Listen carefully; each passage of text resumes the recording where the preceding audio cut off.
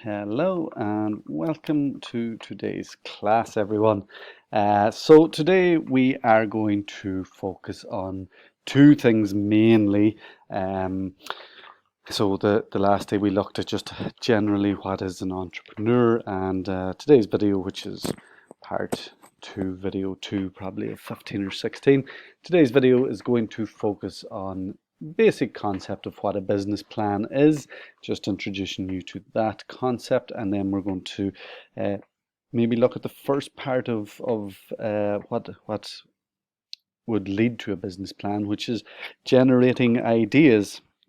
I'll try and keep this video under 30 minutes, totally unscripted, so could go off in any direction, but I'll try and stick to the slides. And anyway, yes, here we go. So the first thing we're going to look at is business plan development, and we're just introducing this concept to you. Of course, if you're part of the web media program here, you'll be doing an assessment, which includes developing a business plan on an entrepreneurial idea for you, which we will discuss at another time. But your main assessment is developing a business plan around a new idea. So, what is a business plan? Well, a business plan is a written narrative. It's a written story that describes what a new business intends to accomplish and how it intends to accomplish it. And that's pretty straightforward. It's a document that outlines how you're going to achieve what you want to achieve. And it's sort of used as a roadmap to help direct businesses. You can go back to it. We're going to look at a moment. Some why it is used, but as I say, it's sort of a map that kind of guides you from having an idea all the way through to, well, how does this business run? How do I intend to run it? And covers all the things that we should be thinking about. And we look at those things throughout this course. It is also helpful to explaining to investors about the business. And we don't do a business plan too early, and why? Well, for feasibility reasons. And I think the next video that we do in this series will look at feasibility and what feasibility is. But basically, for now, you can take it that feasibility analysis is where you analyze if this is a good idea to go ahead with, and you look at certain things to sort of measure if it's a good idea to go ahead with. So, there is a business plan, which is a nice straight line to the finish flag, and the reality is business plans tend to evolve and change as you're developing the business.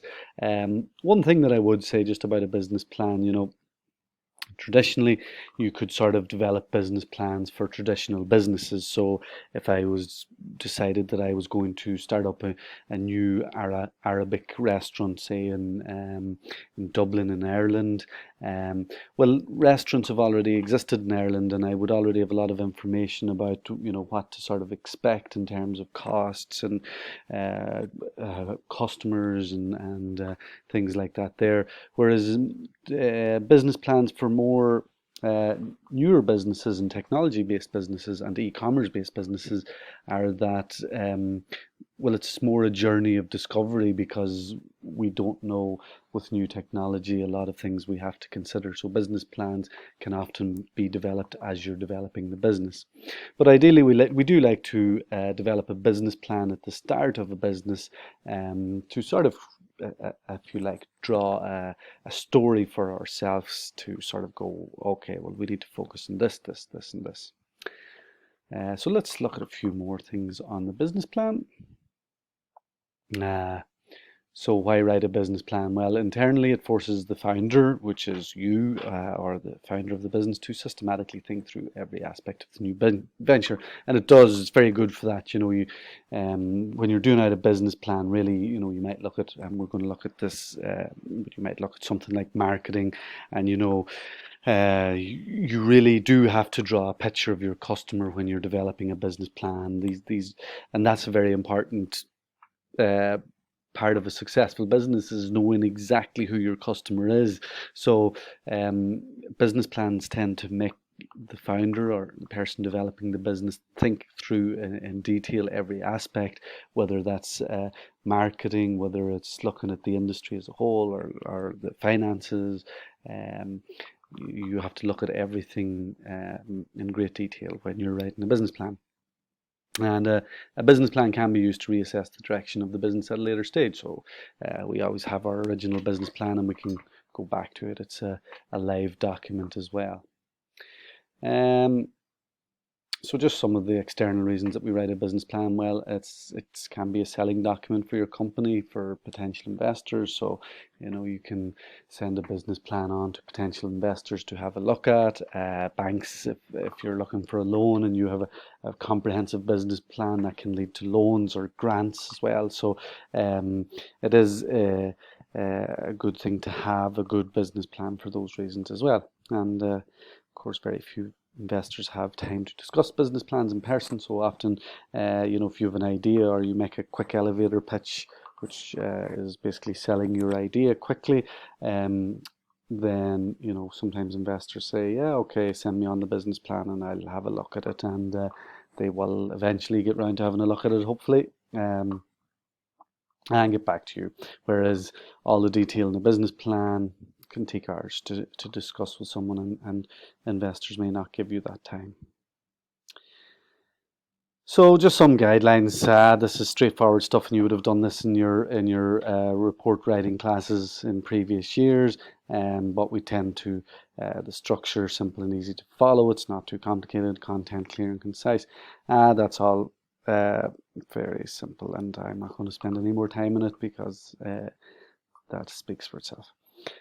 These are the sort of areas that we will cover, obviously, in this curriculum. There will be videos on pretty much each of these areas throughout the rest of the semester, and you can get these videos, of course, on my YouTube channel.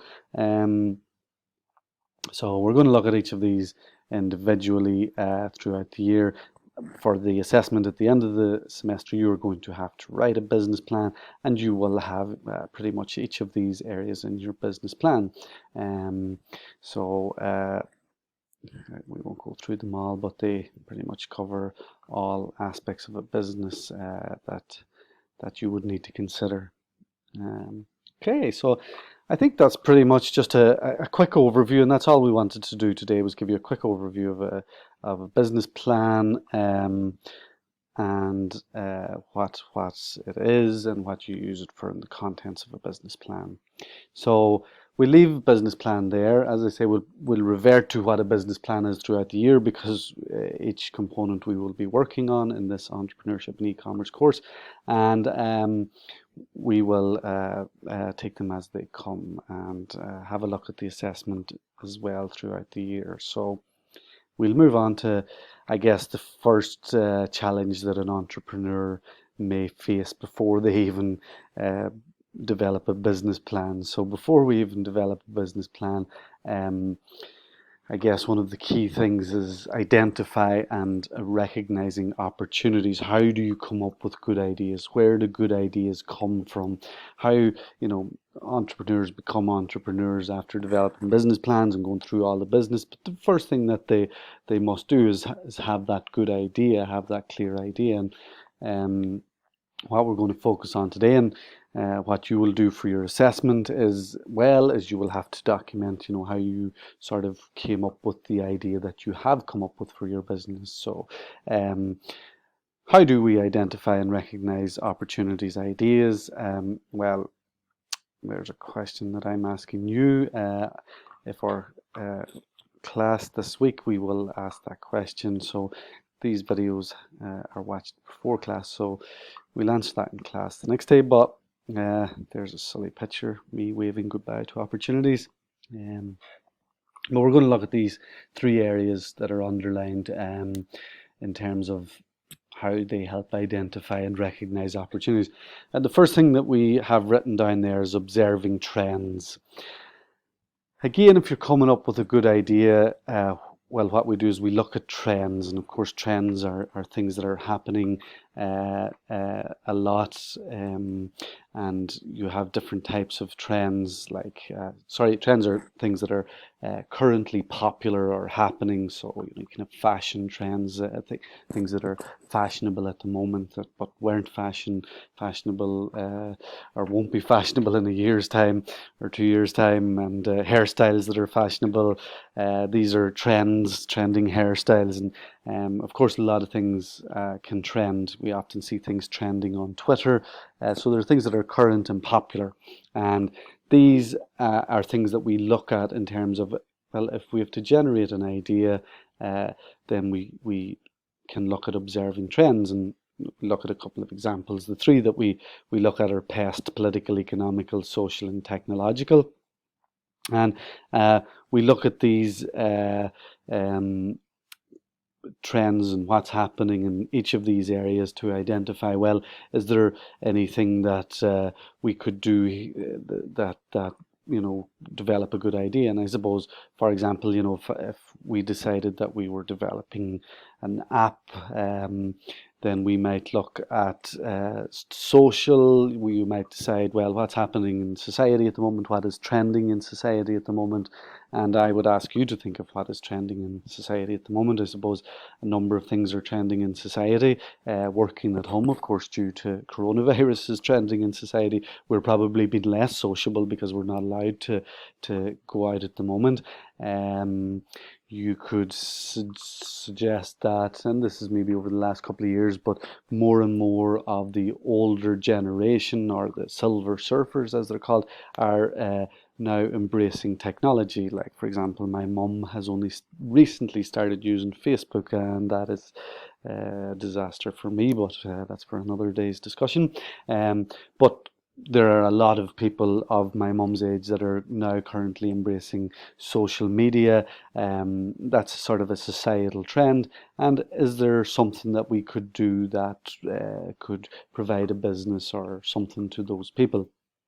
That's only one idea. Of course, what's trending in technology at the moment? Well, you probably have a lot of Zooms and Microsoft Teams, things that are related to the coronavirus. I guess they've become very popular because these technologies are now needed to provide education and to provide meetings and work resources and different things. So you could say that these online platforms are trending at the moment. I'm sure, again, we'll discuss this in our class the next day, but I'd like to know what is trending with the youths, or the 18 to 23s of today. I think this time last year, with students, TikTok was trending, and that has obviously grown into a much larger entity at the moment. But again, observing these trends are what can lead to opportunities and good ideas. Trying to think, political trends at the moment. I suppose, let me think what would be trending politically. Well, I know in Ireland what's trending politically is politicians behaving badly, breaking the coronavirus laws and losing their jobs, but that's not really a good thing. Economically, what's trending at the minute? Well, we can say the stock markets are performing well, but the street markets, if you like, are not performing well. We can say that restaurants are struggling economically, and that's probably a more societal thing, again, due to coronavirus. Other things that help us identify and recognize. So that's just the first thing, was observing trends. The second thing that we look at is solving a problem, and we'll look at that in a second. And the third thing is gap in the market. So solving a problem, well, it sort of speaks for itself. I don't need to go into this in too much detail, but to generate ideas, well, if you can solve a problem, that's always a good thing, and make money from solving that problem. But again, from an idea, well, what's a problem that you experienced today? Was it, parking coming into college? Was it, what was the problem that you encountered today? Is there any way of solving that? Is there a technology that you could use that helped solve that problem? And can you make money from it? And of course, down here, down around the bottom, Jan Sorensen, of course, was the discoverer of the Java jacket for coffee cups being too hot, and he is now, of course, a very wealthy man. He's sold 1 billion sleeves. Here is the solution to air conditioning in cars in Bahrain. Of course, that's not. So solving problems, is a good way of generating ideas and recognizing opportunities, and of course finding gaps in the market. Well, what is a gap in the market? These are areas within the market where there are potential opportunities, and for example, some of the examples I've used here are no fitness shops open 24 hours now. Maybe that has changed recently. I'm not sure here in Bahrain where we teach lack of toys for educational development. I think that's actually a growth area, but up until recently there was very few toys focused on educational development. Restaurants that are fast and healthy, well, that's potential gap in the market. Is there a healthy McDonald's out there? Don't say Jasmy's. Have you any examples? I'll let you have a think about that, and we'll have a talk about that in our class on I'm not sure when our next class is, Sunday or Tuesday. Anyway, that of course is a generation gap if you're playing catchphrase. Techniques for generating ideas, of course. These are some of the ideas: brainstorming, focus groups, library, internet, and others. It's a bit general. The internet, of course, I think is really a new space for coming together for ideas as well. It's probably led to well, there's arguments for overload of information, but it's certainly led to meeting up with like-minded people, journeys of discoveries where you can bounce ideas around, and that has certainly led to generating ideas. And we'll look at all of these in more detail in class, but of course brainstorming is sitting around with friends or sitting around with customers, going through ideas, playing around with ideas. Focus groups are more customer orientated, where you might for example, if you're thinking about opening up a particular type of restaurant, and you might ask 10 regular restaurant customers to join you for a meeting and ask them what they like, and you might find that the answers they give you are something that doesn't exist out there. So focus groups, meeting with customers, is often a good way of getting ideas, because really customers are going to give you the good ideas for what you want. Library and internet discussed. Awesome ideas. That's just a bit of a fluffy sort of image there, where we say we need both sides of the brain for it, and I probably agree with that.